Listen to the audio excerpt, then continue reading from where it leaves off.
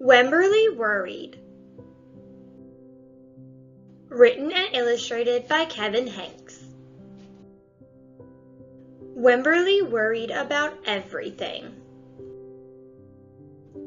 Big things. I wanted to make sure you were still here. Little things. And things in between. Mama, what if I shrank? Wemberly worried in the morning, she worried at night, and she worried throughout the day. You worry too much, said her mother. When you worry, I worry, said her father. Worry, worry, worry, said her grandmother. Too much worry. At home, Wemberly worried about the tree in the front yard. What if it falls on our house? And the crack in the living room wall. What if it gets bigger and something comes out of it? And the noise the radiators made. What if there's a snake inside? At the playground, Wemberly worried about the chains on the swings and the bolts on the slide and the bars on the jungle gym. Too rusty, too loose, too high. And always she worried about her doll, Petal. Shouldn't Petal have a car seat too? Petal's lost forever. I found her, sweetie. I'll wait for you, Petal. Don't worry, said her mother. Don't worry, said her father. But Wemberly worried, and she worried and worried and worried. When Wemberly was especially worried, she rubbed Petal's ears. Wemberly worried that if she did not stop worrying, Petal would have no ears left at all. On her birthday, Wemberly worried that no one would come to her party. See, said her mother, there was nothing to worry about.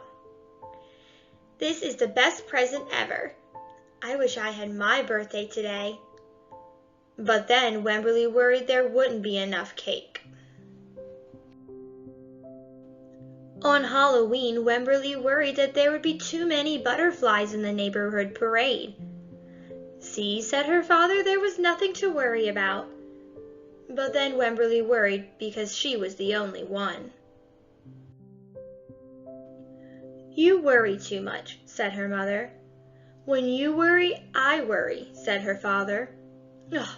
Worry, worry, worry, said her grandmother. Too much worry. Soon, Wemberly had a new worry, school. Wemberly worried about the start of school more than anything she'd ever worried about before. I loved school. By the time the first day arrived, Wemberly had a long list of worries.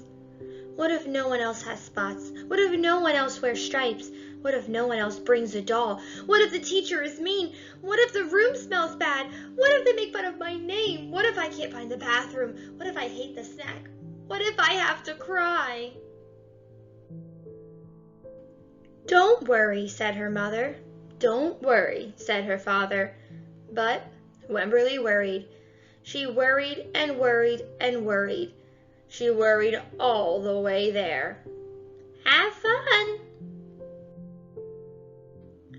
While Wemberly's parents talked to the teacher, Mrs. Peachum, Wemberly looked around the room. Then Mrs. Peachum said, Wemberly, there is someone I think you should meet. Her name was Jewel. She was standing by herself. She was wearing stripes. She was holding a doll. At first, Wemberly and Jewel just peeked at each other. This is Petal, said Wemberly. This is Niblet, said Jewel. Petal waved. Niblet waved back. Hi, said Petal. Hi, said Niblet. I rub her ears, said Wemberly. I rub her nose, said Jewel. Throughout the morning, Wemberly and Jewel sat side by side and played together whenever they could. Petal and Niblet sat side by side too. Wemberly worried, but no more than usual, and sometimes even less. Before Wemberly knew it, it was time to go home. "Come back tomorrow," called Mrs. Peachum as the students walked out the door.